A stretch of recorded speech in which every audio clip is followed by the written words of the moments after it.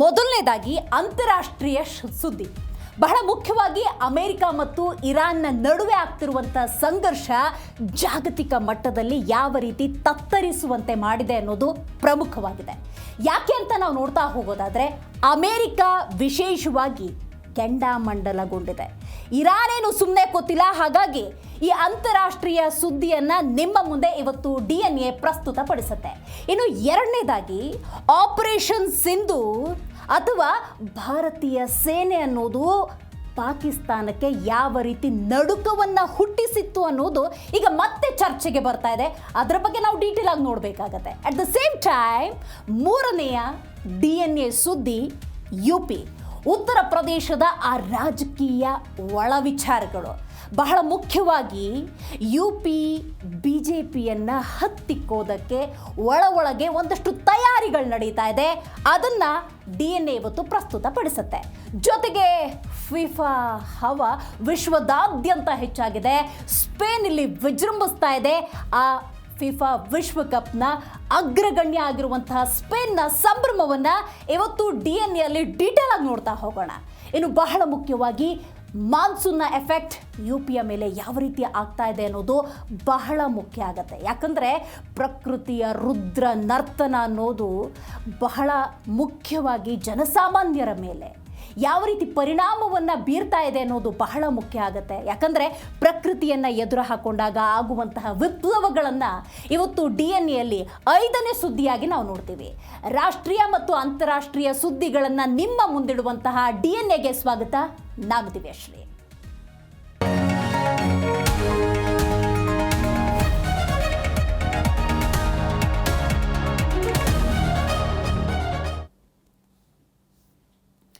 ಅಂತಾರಾಷ್ಟ್ರೀಯ ಸುದ್ದಿ, ಅಮೆರಿಕ ಮತ್ತು ಇರಾನ್ ನಡುವಿನ ಯುದ್ಧ.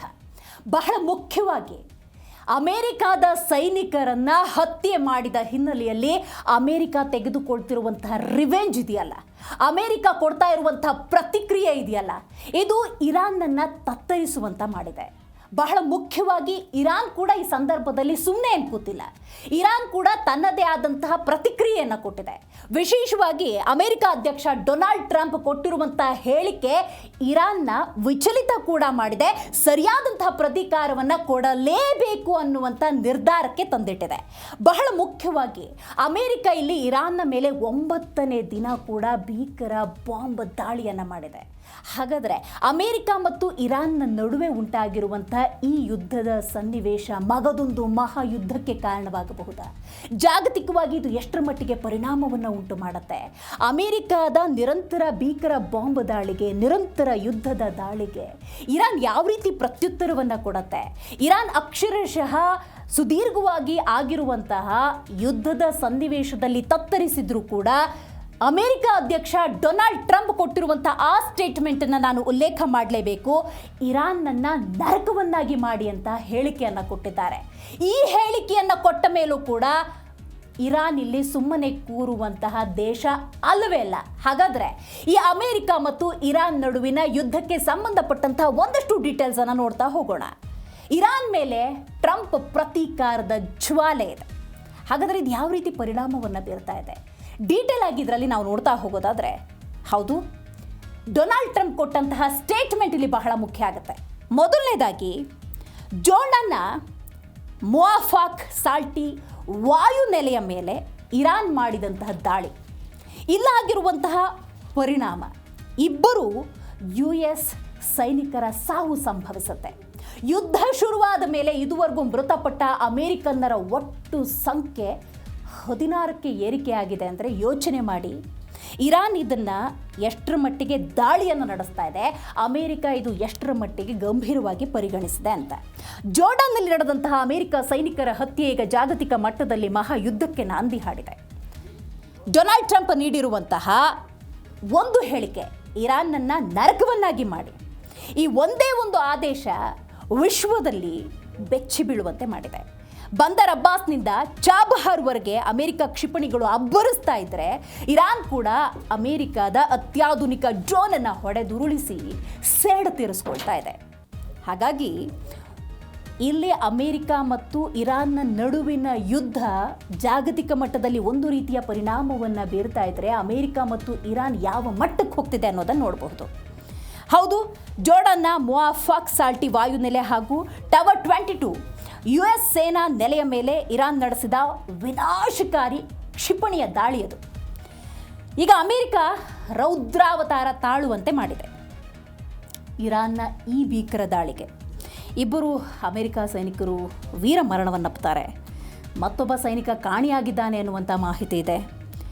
ವಿಶೇಷವಾಗಿ ಅಮೆರಿಕ ಇದನ್ನು ಒಪ್ಪಿಕೊಳ್ಳೋದಿಲ್ಲ. ಯಾಕೆ ಅಂತ ನಾನು ಹೇಳ್ತೀನಿ ಡೀಟೇಲ್ ಆಗಿ.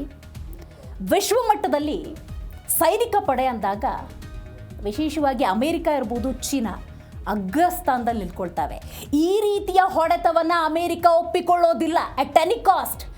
ತನ್ನ ಎದುರಿಗೆ ನಿಂತಹ ಸಣ್ಣ ಪುಟ್ಟ ದೇಶಗಳನ್ನು ನಾಮಾವಶೇಷ ಮಾಡುವಂಥ ಸೈನಿಕ ಪಡೆ ನನ್ನ ಹತ್ರ ಇದೆ ಅನ್ನುವಂತಹ ಒಂದು ಅಹಂಕಾರ ಕೂಡ ಅಮೆರಿಕಾಗಿದೆ. ಸೊ ಹಾಗಾಗಿ ಇದು ಬಹಳ ಮುಖ್ಯ ಆಗುತ್ತೆ. ಇರಾನ್ನ ಹೈಪೋಸೋನಿಕ್ ಹಾಗೂ ಬಾಲಿಸ್ಟಿಕ್ ಕ್ಷಿಪಣಿಗಳು ಹೊಸ ಟರ್ಮಿನಲ್ ಮ್ಯಾನ್ಯುವಲ್ ತಂತ್ರಜ್ಞಾನದೊಂದಿಗೆ ಹಾದಿಯನ್ನು ಬದಲಿಸಿ ದಾಳಿ ಮಾಡ್ತಾ ಇರೋದು ಪೆಂಟಗನ್ ಅಧಿಕಾರಿಗಳಿಗೆ ದೊಡ್ಡ ತಲೆನೋವಾಗಿ ಪರಿಣಮಿಸಿದೆ. ತಮ್ಮ ಸೈನಿಕರ ಹತ್ಯೆಯಿಂದಾಗಿ ಕೆರಳಿರುವಂತಹ ಡೊನಾಲ್ಡ್ ಟ್ರಂಪ್ ಪ್ರತೀಕಾರದ ಜ್ವಾಲೆಯನ್ನು ಹೆಚ್ಚು ಮಾಡಿಕೊಂಡಿದ್ದಾರೆ.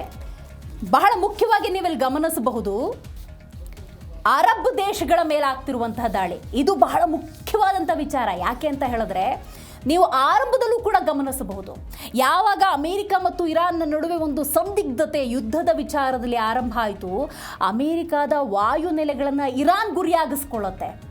ಒಂದು ಸ್ಪಷ್ಟ ಸಂದೇಶವನ್ನು ಇರಾನ್ ರವಾನೆ ಮಾಡುತ್ತೆ. ಷರತ್ತುಗಳ ಮೇಲೆ ಷರತ್ತನ್ನು ವಿಧಿಸುತ್ತೆ. ಜೆನೆವಾದಿನ್ನೂ ಮಾತುಕತೆ ನಡೀತಾ ಇದ್ವು. ಅಷ್ಟರಲ್ಲೇ ಅಮೆರಿಕ ಮಾಡಿದಂತಹ ದಾಳಿ ಇಸ್ರೇಲ್ ಜೊತೆಗೂಡಿ ಅದು ಇರಾನ್ ಕೂಡ ಒಪ್ಪಿಕೊಳ್ಳೋದಿಲ್ಲ. ಈಗೇನಾಗಿದೆ ಅಂತ ಹೇಳಿದ್ರೆ ಆ ಕೊಲ್ಲಿ ರಾಷ್ಟ್ರಗಳು ನಾಮಾವಶೇಷ ಆಗುವಂತಹ ಸನ್ನಿವೇಶ ಕೂಡ ಬಂದೊದಗಿದೆ. ಅದಕ್ಕೆ ಸಂಬಂಧಪಟ್ಟಂಥ ಒಂದಷ್ಟು ಡೀಟೇಲ್ಸ್ ಕೂಡ ಇದೆ. ಯಾಕಂತ ಹೇಳಿದ್ರೆ ಅರಬ್ ರಾಷ್ಟ್ರಗಳು ಹಂತ ಹಂತವಾಗಿ ಇಲ್ಲಿ ಯಾವ ರೀತಿ ಬಲಿಯಾಗ್ತಿದೆ ಅನ್ನೋದನ್ನು ನೋಡಬಹುದು.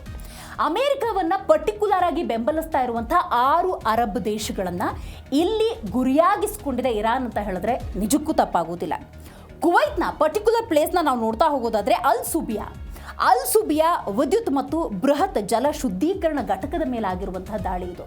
ಯಾಕಂತ ಹೇಳಿದ್ರೆ ಇಂಥ ಯುದ್ಧದ ಸನ್ನಿವೇಶದಲ್ಲಿ ಚೂಸಿಂಗ್ ದ ಪ್ಲೇಸಸ್ ಅಂತ ಏನಿರುತ್ತೆ, ಏಕದಮ್ ಯಾವುದೋ ಜನಸಾಮಾನ್ಯ ಜನನಿಬಿಡ ಪ್ರದೇಶಗಳ ಮೇಲೆ ದಾಳಿ ಆಗೋದಿಲ್ಲ. ದೇಶ ನಡಿಬೇಕು ಅಂದರೆ ಇರುವಂತಹ ಜಾಗಗಳನ್ನು ಗುರಿಯಾಗಿಸ್ಕೊಳ್ತವೆ ಈ ಯುದ್ಧದ ಸನ್ನಿವೇಶಗಳು. ಅದರಲ್ಲಿ ಅಲ್ ಸುಬಿಯಾ ವಿದ್ಯುತ್ ಮತ್ತು ಬೃಹತ್ ಜಲ ಶುದ್ಧೀಕರಣ ಘಟಕ ಏನಿದೆ ಅದರ ಮೇಲೆ ಆಗಿರುವಂಥ ದಾಳಿ. ಕುವೈತ್ನ ನೋಡಿ ಗಮನಿಸಿ, 90% ಕುಡಿಯುವ ನೀರು ಪೂರೈಕೆ ಬಂದಾಗುವಂತಹ ಭೀತಿ ಇದೆ. ವೈ ಇಟ್ ಈಸ್ ಕೊಲ್ಲಿ ರಾಷ್ಟ್ರಗಳು ಅಂತ ನೋಡೋದಾದರೆ, ನೀವು ಭರತ ಭೂಮಿಯಲ್ಲಿ ಎಲ್ಲೇ ಕುಡಿದ್ರೂ ಕೂಡ ನೀರು ಸಿಗುತ್ತೆ. ಆದರೆ ಅರಬ್ ಕಂಟ್ರಿಗಳು it is not like that. ನಿಮಗಲ್ಲಿ ತೈಲ ಲಭ್ಯ ಆಗುತ್ತೆ. ಅಲ್ಲಿರುವಂತಹ ಅಭಾವ ಏನು ಅಂತ ಹೇಳಿದ್ರೆ ನೀರು. ಆ ನೀರು ಜಲ ಶುದ್ಧೀಕರಣ ಘಟಕದ ಮೇಲೆ ದಾಳಿ ಅಂದಾಗ see the strategy how it will work out ಅಂತ ಹೇಳಿ. ಸೊ ಬಹ್ರೈನ್ನಲ್ಲಿರುವ ಅಮೆರಿಕಾದ 5ನೇ ನೌಕಾಪಡೆಯ ಪ್ರಧಾನ ಕಚೇರಿಯೇ ಇರಾನ್ನ ಟಾರ್ಗೆಟ್. ತಬ್ರೀಜ್ ಮತ್ತು ಹಾರ್ಮುಜ್ಗನ್ ನೀವು ಗಮನಿಸ್ತಾ ಇದ್ದೀರಿ ಯಾವ ರೀತಿಯ ಕೆಲವೊಂದು ಪರ್ಟಿಕ್ಯುಲರ್ ಪ್ಲೇಸ್ಗಳನ್ನು ಟಾರ್ಗೆಟ್ ಮಾಡಿಕೊಂಡು ಇಲ್ಲಿ ಆಗ್ತಿರುವಂತಹ ದಾಳಿ ಯಾವ ರೀತಿ ಪರಿಣಾಮವನ್ನು ಅಮೆರಿಕಾಗೆ ನೀಡ್ತಾ ಇದೆ ಅಂತ. ಇನ್ನು ಸೌದಿ ಅರೇಬಿಯಾದ ಪ್ರಿನ್ಸ್ ಸುಲ್ತಾನ್ ಏರ್ಬೇಸ್ ಮೇಲೆ ಇರಾನ್ನ ಬ್ಯಾಲಿಸ್ಟಿಕ್ ಕ್ಷಿಪಣಿಯ ಅಟ್ಯಾಕ್ ಆಗಿದೆ. ಸೊ ಹಾಗಾಗಿ ಈ ಸರಣಿ ಏನಿದೆ ವಿನಾಶಕಾರಿ ದಾಳಿಗಳಿಂದಾಗಿ ಇಡೀ ಗಲ್ಫ್ ರಾಷ್ಟ್ರಗಳಲ್ಲಿ ಪ್ರಸ್ತುತ ಭೀಕರ ತುರ್ತು ಪರಿಸ್ಥಿತಿ ಹಾಗೂ ಯುದ್ಧದ ಆತಂಕ ನಿರ್ಮಾಣವಾಗಿದೆ. ಇನ್ನು ಬಹಳ ಮುಖ್ಯವಾಗಿ ನೀವು ಗಮನಿಸಬಹುದು, ಫೆಬ್ರವರಿ 28ರಿಂದ ಆದಂತಹ ಯುದ್ಧದ ಸನ್ನಿವೇಶಕ್ಕೂ ರೈಟ್ ನಾವು ಆಗ್ತಿರುವಂತಹ ಯುದ್ಧದ ಸನ್ನಿವೇಶಕ್ಕೂ ಬಹಳ ವ್ಯತ್ಯಯ ಇದೆ. ಆಗ ಮಾತುಕತೆಯ ಕೆಲವೊಂದು ವಿಚಾರಗಳು ನಡೀಬಹುದು ಅನ್ನುವಂತಹ ವಾತಾವರಣ ಇತ್ತು. Right now it is not. ಆ ಥರದ ವಾತಾವರಣ ಇಲ್ಲ. ದಾಳಿಗೆ ಪ್ರತಿದಾಳಿ ಅನ್ನುವಂತಹ ಸನ್ನಿವೇಶ ಈಗ ಹೆಚ್ಚಾಗಿದೆ. ಸೊ ಹಾಗಾಗಿ ಕುವೈತ್ನ ಅಲ್ ಸುಬಿಯಾ ವಿದ್ಯುತ್ ಇರ್ಬೋದು, ಬೃಹತ್ ಜಲಶುದ್ಧೀಕರಣ ಘಟಕದ ಮೇಲೆ ದಾಳಿ ಮಾಡಿರುವುದರಿಂದಾಗಿ ಆ ಅರಬ್ ಕಂಟ್ರಿಗಳನ್ನು, ಕೊಲ್ಲಿ ರಾಷ್ಟ್ರಗಳನ್ನು ಟಾರ್ಗೆಟ್ ಮಾಡಿಕೊಂಡು ಮಾಡ್ತಿರುವಂಥ ದಾಳಿ ಅಮೆರಿಕಾದ ಬಲವನ್ನು ಕುಗ್ಗಿಸುವ ಒಂದು ತಂತ್ರ. ಹಾರ್ಮಜ್ನಲ್ಲಿ ಆಗಿರುವಂತಹ ಭೀಕರ ಸ್ಫೋಟ ಇಲ್ಲಿ ಗಮನಿಸಬೇಕು. ಭಾರತೀಯರಿಗೆ ಎಚ್ಚರಿಕೆ ಯಾವ ರೀತಿ ಅಂತ ಹೇಳಿ.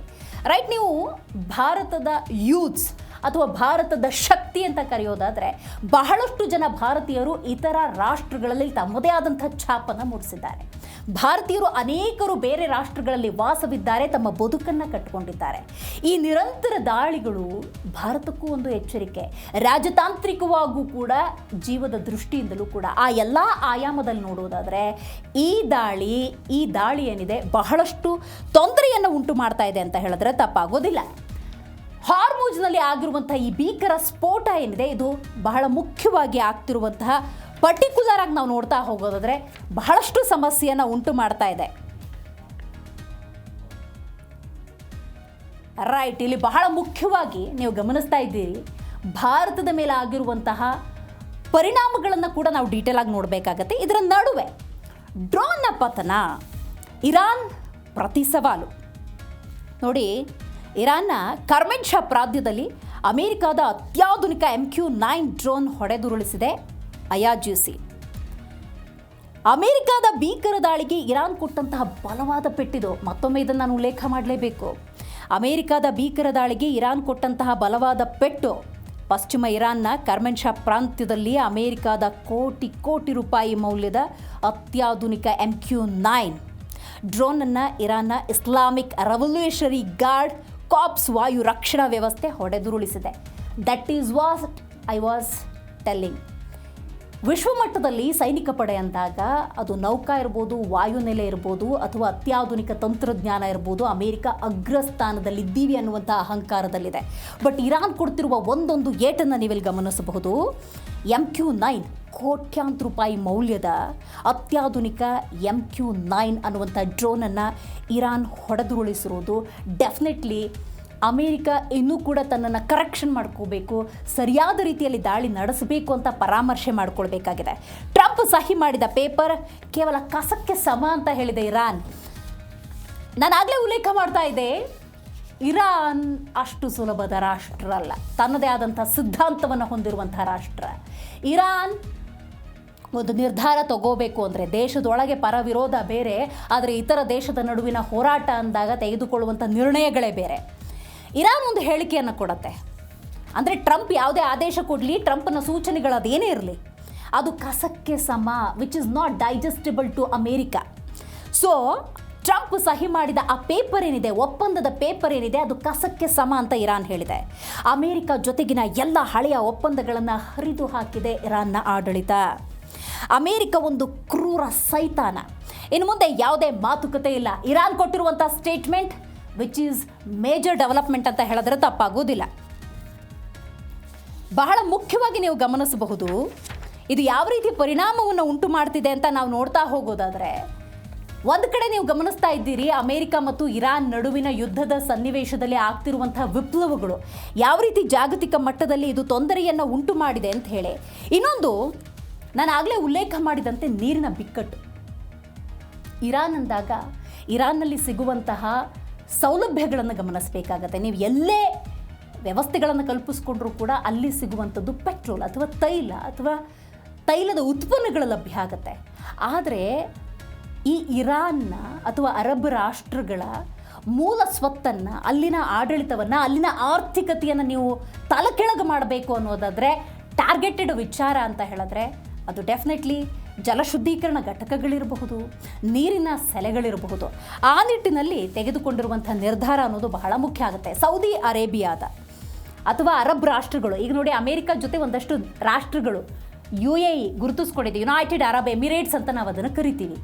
ಅವುಗಳೆಲ್ಲವೂ ಕೂಡ ಅಮೇರಿಕಾದ ಜೊತೆ ಗುರುತಿಸ್ಕೊಂಡಿದ್ದೇವೆ. ಹಾಗಂತ ಅಮೇರಿಕ ಮತ್ತು ಈ ಕೊಲ್ಲಿ ರಾಷ್ಟ್ರಗಳ ನಡುವೆ ಅವಿನಾಭಾವ ಸಂಬಂಧ ಇದೆ ಅಂತಲ್ಲ. ಅಮೇರಿಕಾದ ವಾಯುನೆಲೆಗಳು ಅಥವಾ ಅಮೇರಿಕಾದ ಸೇನಾ ನೆಲೆಗಳನ್ನು ಈ ಕೊಲ್ಲಿ ರಾಷ್ಟ್ರಗಳಲ್ಲಿ ಸ್ಥಾಪನೆ ಮಾಡಲಾಗಿರುತ್ತೆ. ಸೊ ಆ ನಿಟ್ಟಿನಲ್ಲಿ ನಾವು ನೋಡ್ತಾ ಹೋಗೋದಾದರೆ ಕುವೈತ್ನ 90% ಕುಡಿಯುವ ನೀರು ಪೂರೈಕೆ ಬಂದಾಗುವಂತಹ ಭೀತಿ ಇದೆ. ಅಮೇರಿಕವನ್ನು ಬೆಂಬಲಿಸ್ತಾ ಇರುವಂತಹ 6 ಅರಬ್ ಗಲ್ಫ್ ರಾಷ್ಟ್ರಗಳ ಮೇಲೆ ಇರಾನ್ನ ಕ್ಷಿಪಣಿಯ ಮಳೆ, ನೀರಿಗೆ ಹಾಹಾಕಾರ ಉಂಟು ಮಾಡುವಂಥ ಸಂದಿಗ್ಧತೆಯನ್ನು ಇರಾನ್ ತಂದಿಡುವ ಎಲ್ಲ ಪ್ರಯತ್ನವನ್ನು ಮಾಡ್ತಾ ಇದೆ.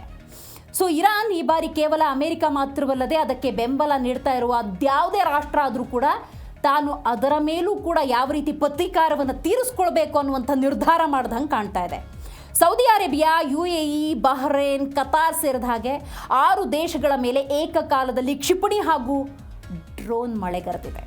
ಅಮೆರಿಕದ ಸೇನಾ ನೆಲೆಗಳಿಗೆ ಜಾಗ ನೀಡಿದ ತಪ್ಪಿಗೆ ನೋಡಿ, ಅಮೆರಿಕದ ಸೇನಾ ನೆಲೆಗಳಿಗೆ ಅವಕಾಶ ಮಾಡಿಕೊಟ್ಟಿದ್ದ ತಪ್ಪಿಗೆ ಇದು ಶಿಕ್ಷೆ. ಅಂದರೆ ಯಾವ ರೀತಿ ಇರಾನ್ ಒಂದೊಂದೇ ಸ್ಟ್ರಾಟಜಿಯನ್ನು ಇಲ್ಲಿ ಮಾಡುತ್ತೆ ಅನ್ನೋದನ್ನು ಗಮನಿಸಬಹುದು. So the next point very very important. ಇಂಥ ಯುದ್ಧದ ಸನ್ನಿವೇಶದಲ್ಲಿ ಭಾರತದ ಪಾತ್ರ ಏನು? ಭಾರತ ಏನು ಮಾಡುತ್ತೆ? ಭಾರತ ಇಂಥ ಸನ್ನಿವೇಶದಲ್ಲಿ ಯಾವ ರೀತಿ ನಿರ್ಧಾರಗಳನ್ನು ತಗೊಳ್ಬೇಕಾಗತ್ತೆ? ಏನೆಲ್ಲ ಎಫೆಕ್ಟ್ ಭಾರತದ ಮೇಲಾಗುತ್ತೆ? ಅಫ್ಕೋರ್ಸ್ ಫೆಬ್ರವರಿ 28ರಿಂದ ಆದಂತಹ ಬೆಳವಣಿಗೆಗಳನ್ನು ದೇಶದ ಜನ ಗಮನಿಸಿದ್ದಾರೆ. ಮೊದಲಿಗೆ ಆದಂತಹ ಒಂದು ಎಫೆಕ್ಟ್ ತೈಲದ ದರ ಏರಿಕೆ. ಎರಡನೇದಾಗಿ ನಾನು ಗಮನಿಸುವುದಾದರೆ ಅಫ್ಕೋರ್ಸ್ ಅವತ್ತಿದ್ದಂತಹ ಅರಬ್ ರಾಷ್ಟ್ರಗಳಲ್ಲಿದ್ದಂತಹ ಭಾರತೀಯರು ವಿ ಆರ್ ಸೇಫ್ ಅಂತ ಹೇಳಿದ್ರು ಕೂಡ ಅನ್ಸೇಫ್ ಅನ್ನುವಂಥ ಸಿಚುವೇಶನ್ ರೈಟ್ ನೋ ಬಂದಿದೆ. ಆ ಆಯಾಮದಲ್ಲಿ ನಾವು ಡೀಟೇಲ್ ಆಗಿ ನೋಡ್ತಾ ಹೋಗೋದಾದರೆ ಬಹಳ ಮುಖ್ಯವಾಗಿ ನೀವು ಗಮನಿಸ್ಬೋದು, ಹಾರ್ಮುಜ್ ಜಲಸಂಧಿಯಲ್ಲಿ 2 ತೈಲ ಟ್ಯಾಂಕರ್ಗಳಿಗೆ ಸಿ ಮೈನ್ಸ್ ಡಿಕ್ಕಿಯಾಗಿದೆ. ಆಕಾಶದೆತ್ತರಕ್ಕೆ ಏರಿದಂತಹ ಬೆಂಕಿ ನೋಡಿ. ಮತ್ತೊಮ್ಮೆ ಇದನ್ನು ನಾನು ಹೇಳಲೇಬೇಕು, ಹಾರ್ಮುಜ್ ಜಲಸಂಧಿಯಲ್ಲಿ ಆಗಿರುವಂಥ ಡೆವಲಪ್ಮೆಂಟ್ಸ್ ಇದು. 2 ತೈಲ ಟ್ಯಾಂಕರ್ಗಳಿಗೆ ಸಿ ಮೈನ್ಸ್ ಡಿಕ್ಕಿ. ಜಾಗತಿಕ ತೈಲ ಮಾರುಕಟ್ಟೆಯಲ್ಲಿ ತಲ್ಲಣ ಉಂಟಾಗಿದೆ. ಇಂಧನ ಬೆಲೆಯಲ್ಲಿ ಭಾರೀ ಏರಿಕೆಯ ಸಾಧ್ಯತೆ. ಡೆಫಿನೆಟ್ಲಿ ಅದರ ಪರಿಣಾಮವನ್ನು ಈಗಾಗಲೇ ಎದುರಿಸಿದ್ದಾಗಿದೆ. ಈಗ ಮಗದೊಮ್ಮೆ ಅಂತಹದ್ದೇ ಸನ್ನಿವೇಶ ಬಂದಿದೆ. ಇಂತಹ ಸಿಚುವೇಷನಲ್ಲಿ ಭಾರತ ಯಾವ ನಿರ್ಧಾರ ತಗೋಬೇಕು ಆ ನಿಟ್ಟಿನಲ್ಲೂ ಕೂಡ ಭಾರತ ಕೇಂದ್ರ ಸರ್ಕಾರ ನಿರ್ಧಾರವನ್ನು ತಗೊಳ್ತಾ ಇದೆ. It is ethanol project. ಇನ್ನು ಇರಾನ್ನಲ್ಲಿರುವಂತಹ ಭಾರತೀಯರಿಗೆ ತಕ್ಷಣ ದೇಶವನ್ನು ತೊರೆಯೋದಕ್ಕೆ ಭಾರತ ಸರ್ಕಾರ ಕೊಟ್ಟಿರುವಂಥ ಸೂಚನೆ ನಾನು ಆಗಲೇ ಉಲ್ಲೇಖ ಮಾಡಿದೆ ಇದನ್ನು. ಯಾಕಂದರೆ ಇಂಥ ಯುದ್ಧದ ಸನ್ನಿವೇಶದಲ್ಲಿ ಕೊಲ್ಲಿ ರಾಷ್ಟ್ರಗಳಲ್ಲಿ ಯಾರಾದರೂ ಭಾರತೀಯರು ವಾಸ ಮಾಡ್ತಿದ್ದಾರೆ ಅನ್ನೋದಾದರೆ, ಬದುಕನ್ನು ಕಟ್ಕೊಳ್ತಿದ್ದಾರೆ ಅನ್ನೋದ್ರೆ ಜೀವ ಇಂಪಾರ್ಟೆಂಟ್. ಇಮಿಡಿಯೇಟಾಗಿ ತತ್ಕ್ಷಣವೇ ಭಾರತಕ್ಕೆ ಮರಳುವಂತೆ ಕೇಂದ್ರ ಸರ್ಕಾರ ಕೊಟ್ಟಿರುವಂಥ ಸೂಚನೆ. ಭದ್ರತಾ ಪರಿಸ್ಥಿತಿ ಸುಧಾರಿಸುವವರೆಗೂ ಇರಾನ್ ಪ್ರಯಾಣ ಕೈಗೊಳ್ಳದಂತೆ ನಾಗರಿಕರಿಗೆ ಮನವಿ. ಇರಾನ್ ಅಂದಾಗ ಪರ್ಟಿಕ್ಯುಲರ್ ಆಗಿ ನಾನು ಸೌತ್ ಇಂಡಿಯಾಗೆ ಬರಬೇಕಾಗತ್ತೆ. ಇರಾನ್, ಇರಾಕ್, ಮಲೇಷಿಯಾ, ಇಂಡೋನೇಷ್ಯಾ, ನೀವು ಕೆಲವೊಂದು ಮುಸ್ಲಿಂ ರಾಷ್ಟ್ರಗಳನ್ನು ತಗೊಂಡ್ರೂ ಕೂಡ ಬಹುತೇಕ ಅಲ್ಲಿ ನರ್ಸಿಂಗ್ ಫೆಸಿಲಿಟೀಸ್ ಬೇಕಾಗುತ್ತೆ. ಬಹುತೇಕ ಸೌತ್ ಇಂಡಿಯಾದ ನರ್ಸ್ಗಳಿರ್ಬೋದು ಅಥವಾ ವೈದ್ಯಕೀಯ ಅವಕಾಶಗಳನ್ನು ಭಾರತೀಯರು ಹೆಚ್ಚಿನ ಮಟ್ಟಿಗೆ ಪಡ್ಕೊಂಡಿದ್ದಾರೆ. ಅಲ್ಲಿ ಬದುಕನ್ನು ಕಟ್ಕೊಂಡಿದ್ದಾರೆ. ಇರಾನ್ಗೆ ಈ ಸಂದರ್ಭದಲ್ಲಿ ಅವ್ರು ಯಾರೂ ಕೂಡ ಹೋಗಬಾರ್ದು ಅನ್ನುವಂಥ ಸಂದೇಶ. ವಿಶ್ವದ 20% ತೈಲ ಪೂರೈಕೆಯ ಮಾರ್ಗವೇ ಬಂದಾಗುವಂತಹ ಆತಂಕ ಇದೆ. ಅಫ್ಕೋರ್ಸ್ ಇದನ್ನು ಆಲ್ರೆಡಿ ನಾವು ಎದುರಿಸಿದ್ದೇವೆ. ಇದರ ಜೊತೆಗೆ ಮುಂದೆ ಇದು ಯಾವ ರೀತಿಯ ಪರಿಣಾಮವನ್ನು ಬೀರಬಹುದು ಅನ್ನೋದನ್ನು ನೋಡೋದಾದರೆ ತೈಲದ ಬೆರೆಕೆ ಇರ್ಬೋದು, ತೈಲದ ಅಭಾವ ಇರ್ಬೋದು, ಡೆಫಿನೆಟ್ಲಿ ಸಮಸ್ಯೆಯನ್ನು ತಂದೊಡ್ಡತ್ತೆ ಅಂತ ಹೇಳಿದ್ರೆ ತಪ್ಪಾಗೋದಿಲ್ಲ. ಇದು DNA ಮೊದಲ ಸ್ಟೋರಿ, ಅಂತಾರಾಷ್ಟ್ರೀಯ ಸ್ಟೋರಿ. ಅಮೆರಿಕ ಮತ್ತು ಇರಾನ್ನ ನಡುವಿನ ಈ ಯುದ್ಧದ ಸನ್ನಿವೇಶ ಯಾವ ರೀತಿ ಜಾಗತಿಕವಾಗಿ ಪರಿಣಾಮವನ್ನು ಉಂಟು ಮಾಡಿದೆ, ಅಮೆರಿಕದ ಮೇಲೆ ಯಾವ ರೀತಿ ಪರಿಣಾಮ ಉಂಟು ಮಾಡಿದೆ, ಇರಾನ್ ಯಾವ ರೀತಿ ಪರಿಣಾಮವನ್ನು ಉಂಟು ಮಾಡಿದೆ ಅನ್ನೋದನ್ನು ಗಮನಿಸ್ತಿದ್ದೀವಿ.